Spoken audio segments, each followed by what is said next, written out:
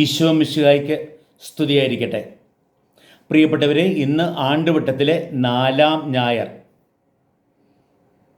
നമ്മൾ ഇന്ന് തുടങ്ങി മലയിലെ പ്രസംഗമാണ് നമ്മൾ സുവിശേഷത്തിൽ ഞായറാഴ്ചകളിൽ വായിച്ചു കേൾക്കുക.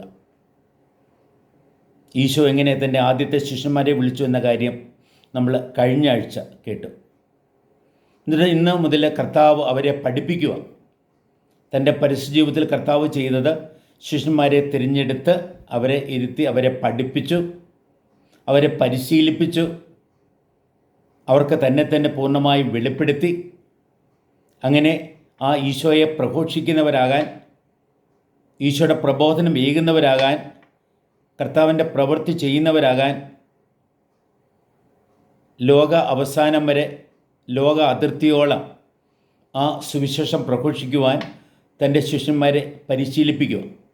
അപ്പം ആണ്ടോട്ടത്തിലൂടെ നമ്മൾ മുന്നേറുമ്പോൾ കർത്താവ് ഏകുന്ന പരിശീലനമാണ് പ്രിയപ്പെട്ടവരെ നമ്മൾ അനുഭവിക്കുക. ഇന്ന് തുടങ്ങി നമ്മൾ മലയിലെ പ്രസംഗമാണ് വായിച്ചു കേൾക്കുക. നമുക്കറിയാം, മത്തായിയുടെ സുവിശേഷത്തിൽ ഈ പഞ്ചഗ്രന്ഥിയിലെ 5 പുസ്തകങ്ങളെ അനുകരിച്ചുകൊണ്ട് ഈശോയുടെ പ്രബോധനങ്ങളെല്ലാം 5 പ്രധാനപ്പെട്ട പ്രസംഗങ്ങളായി അവതരിപ്പിച്ചിരിക്കുകയാണ്. അതിൽ ഒന്നാമത്തേതാണല്ലോ മലയിലെ പ്രസംഗം. ആ മലയിലെ പ്രസംഗത്തിൻ്റെ തുടക്കമാണ് പ്രിയപ്പെട്ടവരെ ഇന്ന് സുവിശേഷത്തിൽ നമ്മൾ വായിച്ചു കേട്ടത്.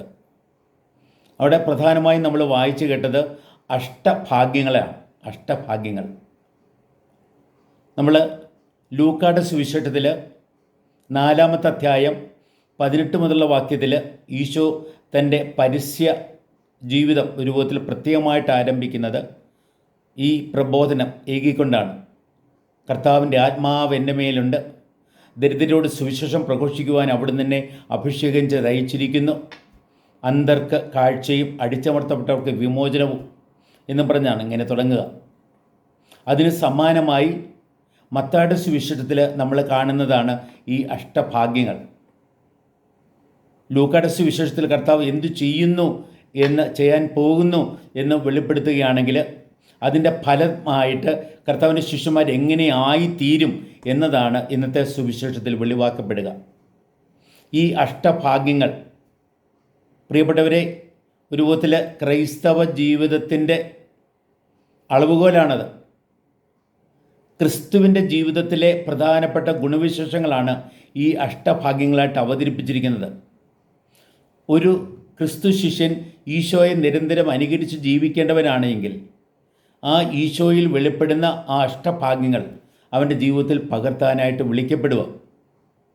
അപ്പം അവിടെ പറയുന്നത് ദരിദ്രർക്ക് ഭാഗ്യം കൊടുക്കുകയാണ്. ഒരു വിധത്തിൽ നമ്മളത് വായിക്കുമ്പോഴേക്കും ഉണ്ടല്ലോ, ഈ ദൈവരാജ്യത്തിൻ്റെ മൂല്യങ്ങൾ ഈ ലോകത്തിൻ്റെ മൂല്യങ്ങൾക്ക് നേരെ എതിരാണ് എന്ന് നമുക്ക് തോന്നാം.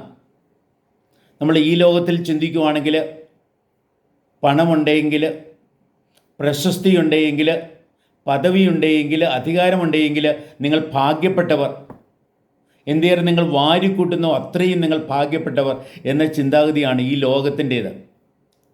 എന്നാൽ അതിന് നേരെ വിപരീതമാണ് ഒരു വിധത്തിൽ ദൈവരാജ്യത്തിൻ്റെ മൂല്യങ്ങൾ. അതാണ് അഷ്ടഭാഗ്യങ്ങളിലൂടെ അവതരിപ്പിച്ചിരിക്കുന്നത്. ഈ ലോകത്തിലെ എന്തും പ്രിയപ്പെട്ടവരെ അതെല്ലാം കടന്നു പോകുന്നതാണ്. എന്നാൽ നിത്യം നിലനിൽക്കുന്നതോ ഈ അഷ്ടഭാഗ്യങ്ങളിലൂടെ വരുന്ന ഭാഗ്യങ്ങളാണ്. ആത്മാവിൽ ദരിദ്രരെയും നിങ്ങൾ ഭാഗ്യവാന്മാർ എന്ന് കർത്താവ് പഠിപ്പിക്കുമ്പോൾ ഒരു വിധത്തിൽ ഇത് ദാരിദ്ര്യത്തെ പുകഴ്ത്തുമല്ല, നമ്മുടെ ജീവിതത്തിലെ ദൈവത്തിൻ്റെ ആവശ്യകത, ദൈവ അനുഗ്രഹത്തിൻ്റെ ആവശ്യകത അത് വെളിവാക്കുക ചെയ്യുന്നത്. ദൈവമേ, അങ്ങില്ലെങ്കിൽ ഞാനില്ല, അങ്ങ് തന്നില്ലെങ്കിൽ എനിക്കൊന്നുമില്ല, അങ്ങില്ല എങ്കിൽ ഞാൻ തികച്ചും ദരിദ്രൻ, ഒന്നുമില്ലാത്തവൻ എന്ന രീതിയിലുള്ള ഒരു ഏറ്റുപറച്ചിൽ ആത്മാവിൽ ഉള്ള ദാരിദ്ര്യം എന്ന് പറഞ്ഞാൽ. അതേപോലെ നമ്മൾ അവിടെ അഷ്ടഭാഗ്യങ്ങളിൽ വായിക്കും, കരയുന്നവരെയും നിങ്ങൾ ഭാഗ്യപ്പെട്ടവർ. എന്തോർത്താ കരച്ചിൽ? പാപമോർത്തുള്ള കരച്ചിലാകാം, മനുഷ്യർ വേദന അനുഭവിക്കുന്നല്ലോ എന്ന് കണ്ടിട്ടുള്ള കരച്ചിലാകാം. ആ കരച്ചിൽ അടക്കുവാൻ കർത്താവ് കടന്നു വരുക. ഞാൻ വന്നത് ദരിദ്രർക്ക് ഭാഗ്യമേകാനാണ്, കരയുന്നവരുടെ കണ്ണുനീരൊപ്പാനാണ്, ശാന്തശീലർക്ക് ഭൂമി അവകാശമായി കൊടുക്കാനാണ്,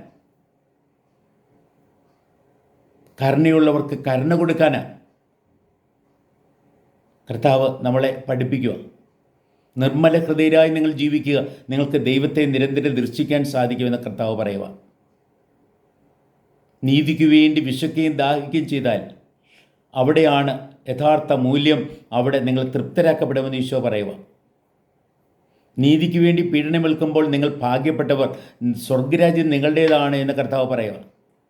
ഇങ്ങനെ അഷ്ടഭാഗ്യങ്ങളിലൂടെ പ്രിയപ്പെട്ടവരെ കർത്താവ് നമുക്ക് നമ്മുടെ ജീവിതത്തിൽ പുലർത്തേണ്ട മൂല്യങ്ങൾ വെളിപ്പെടുത്തുക. നമ്മുടെ ഹൃദയം നിർമ്മലമാക്കിക്കൊണ്ട് നിരന്തരം ദൈവത്തെ ദർശിക്കാൻ, ദൈവത്തിൻ്റെ കരുണയെ സ്വീകരിച്ചുകൊണ്ട് കരുണ നിറഞ്ഞവരായി, കാരുണ്യം പകരുന്നവരായി, നീതിക്ക് വേണ്ടി ദാഹിക്കുകയും വിശക്കുകയും ചെയ്ത് നീതിക്ക് വേണ്ടി പീഡനമേൽക്കുവാൻ പോലും തയ്യാറാകുമ്പോൾ പ്രിയപ്പെട്ടവരെ നമ്മൾ ഈശോയെ അനുകരിക്കൂ. ഈശോയിൽ നമ്മൾ കാണപ്പെടുന്ന എല്ലാ ആ ഗുണവിശേഷങ്ങളാണ് ഭാഗ്യങ്ങളായിട്ട് കർത്താവ് അവതരിപ്പിച്ചിരിക്കുന്നത്. എന്നിട്ട് കർത്താവ് പറയുകയാണ്, പ്രിയപ്പെട്ടവരെ നിങ്ങൾ എന്നെ അനുകരിക്കുക. എൻ്റെ ജീവിതത്തിൽ നിങ്ങൾ കാണുന്ന ഈ മൂല്യങ്ങളെ നിങ്ങളുടെ ജീവിതത്തിൽ നിങ്ങൾ പുലർത്തുമ്പോഴാണ് നിങ്ങൾ ഭാഗ്യപ്പെട്ടവരായി മാറുന്നത്. അപ്പോഴാണ് നിങ്ങൾക്ക് യഥാർത്ഥമായ സന്തോഷമുണ്ടാകുന്നത്. നേരെ മറിച്ച് അതിനെതിരായിട്ടുള്ള കാര്യങ്ങൾ നിങ്ങൾ തേടിയാണ് പോകുന്നത്. സന്തോഷം തേടി പോകുക, അവിടെ നിന്ന് യഥാർത്ഥ സന്തോഷം കിട്ടുമെന്ന് നിങ്ങൾ വിചാരിക്കുക. അല്പനേരത്തേക്കുള്ള സന്തോഷം കിട്ടിയാൽ അതിനേക്കാളും കൂടുതൽ അത് ദുഃഖത്തിലാണ് പര്യവസാനിക്കുക. പ്രിയപ്പെട്ടവരെ, നമ്മൾ ഇന്നത്തെ വായനകളിലേക്ക് നോക്കുക. നമ്മുടെ ഓരോ വായനയും വെളിവാക്കുന്നത് എന്താണെന്നറിയാവോ? അഹങ്കാരികളെ ദൈവം എതിർക്കുന്നു, വിനീതരെയോ ദൈവം ഉയർത്തുന്നു എന്നുള്ള സന്ദേശമാണ്. അത് ഓരോ വായനയിലും, ഒന്നാമത്തെ വായനയിൽ സെഫനിയ പ്രവാചകൻ്റെ പുസ്തകത്തിൽ നമ്മൾ വായിച്ചു കേൾക്കുക. അവിടെ ഒരു വിധത്തിൽ അനാവ്യം എന്ന് നമ്മൾ കേൾക്കുന്നത് ദരിദ്രരായിട്ടുള്ള മനുഷ്യരാണ്, ഒന്നുമില്ലാത്തവരും ഒന്നും അല്ലാത്തവരുമായി തീർന്ന മനുഷ്യരാണ്. അവരെ ഉദ്ധരിക്കുവാൻ കടന്നു വരുന്ന ദൈവത്തിൻ്റെ ചിത്രമാണ് അവിടെ നമ്മൾ കാണുക. പ്രിയപ്പെട്ടവരെ, ഇന്നത്തെ സങ്കീർത്തനം 146 സങ്കീർത്തനമോ അവിടെ ദൈവം പതിതരെ ഉയർത്തുന്ന, ദരിദ്രരെ ഉദ്ധരിക്കുന്ന, ആരും ഇല്ലാത്തവർക്ക് എല്ലാമായി കർത്താവ് കടന്നു വരുന്ന ഒരു അനുഭവമാണ്. അധികാരത്തോടെ ഇരിക്കുന്നവനല്ല ദൈവം, പിന്നെ ഇറങ്ങി വന്ന് നമ്മളെ ശുശ്രൂഷിക്കുന്നതിനാ ദൈവമെന്ന് അവിടെ വെളിവാക്കുക. ആ സങ്കീർത്തനത്തിൽ രണ്ടാമത്തെ വായനയിൽ പൗലോസ് അപ്പോസ്തലൻ പറയും, ഈ ലോകത്തിൽ അഹങ്കരിക്കുന്നവരെ എല്ലാം രൂപത്തിൽ ദൈവം താഴ്ത്തിക്കെട്ടുക, എളിമയുള്ളവരെയോ അവിടുന്ന് ഉയർത്തുക. ആ രീതിയിൽ പ്രിയപ്പെട്ടവരെ, എളിമയുടെ ആവശ്യകത, ഒരു ക്രൈസ്തവൻ്റെ ജീവിതം എളിമയാൽ നിയന്ത്രിതമാകണം. ഒരു ക്രൈസ്തവൻ്റെ ജീവിതത്തിൽ ദൈവം എല്ലാം ആകണം. ദൈവത്തെ ആധാരമാക്കി, ദൈവത്തെ അടിസ്ഥാനമാക്കി, ദൈവേഷ്ടം നിറവേറ്റിക്കൊണ്ട് പ്രിയപ്പെട്ടവരെ നമ്മൾ ജീവിക്കുവാൻ തയ്യാറാകുമ്പോഴാണ് ക്രിസ്തു ശിഷ്യരായി നമ്മൾ വളരുക. നമ്മൾ ക്രിസ്തു ശിഷ്യത്വത്തിൽ വളരുമ്പോൾ, ക്രിസ്തുവിൻ്റെ ശിഷ്യരായി വളരുവാൻ നമ്മൾ പ്രത്യേകമായി ശ്രദ്ധ വയ്ക്കുമ്പോൾ പ്രിയപ്പെട്ടവരെ നമുക്ക് ഈശോയിലേക്ക് ഉറ്റുനോക്കാം. ആ ഈശോയിലേക്ക് ഉറ്റുനോക്കി, ദൈവത്തിൻ്റെ കണ്ണിലേക്ക് ഉറ്റുനോക്കി നമുക്ക് നമ്മെ ഒന്ന് കണ്ടെത്താം.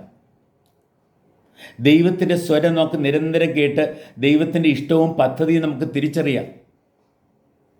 എന്നിട്ടോ ദൈവത്തിൽ പൂർണ്ണമായും ആശ്രയിച്ചുകൊണ്ട് പ്രിയപ്പെട്ടവരെ ദൈവ അനുഗ്രഹത്താൽ നമുക്ക് നിറയപ്പെടാം. ദൈവം കാണിച്ചിരുന്ന പാതയിലൂടെ ഈശോയെ അനുകരിച്ച് നമ്മുടെ ജീവിതത്തിൽ നമുക്ക് മുന്നേറാം. അങ്ങനെ ക്രിസ്തു ശിഷ്യത്വത്തിൻ്റെ ആദ്യ പാഠം നമുക്ക് ഇന്ന് പഠിക്കാം. പ്രത്യേകിച്ച് സുവിശേഷ ഭാഗ്യങ്ങൾ, അതിൽ പറയപ്പെടുന്ന ഓരോ മൂല്യവും നമ്മുടെ ജീവിതത്തിൽ പകർത്തിക്കൊണ്ട്, ഈശോയെ അനുകരിച്ചുകൊണ്ട്, ഈശോയുടെ ജീവിതം ജീവിച്ചുകൊണ്ട്, കർത്താവിനെ പ്രഘോഷിച്ചുകൊണ്ട്, കർത്താവ് നയിക്കുന്ന പാതയിലൂടെ പ്രിയപ്പെട്ടവരെ നമുക്ക് മുന്നേറാം. ദൈവം നമ്മെ അനുഗ്രഹിക്കട്ടെ. ദൈവത്തിൻ്റെ കൃപാവരം ഏവരിലേക്കും സമൃദ്ധമായി വർഷിക്കപ്പെടട്ടെ. നമുക്ക് നമ്മുടെ ജീവിതത്തിൽ ദൈവത്തിന് വേണ്ടി ഇടം കൊടുക്കാം. കർത്താവ് വന്ന് നിറയട്ടെ. കർത്താവ് നമ്മെ നിറയ്ക്കട്ടെ. കൃപയുടെ പാതയിലൂടെ നമ്മെ നയിക്കുകയും ചെയ്യട്ടെ. ആമേൻ.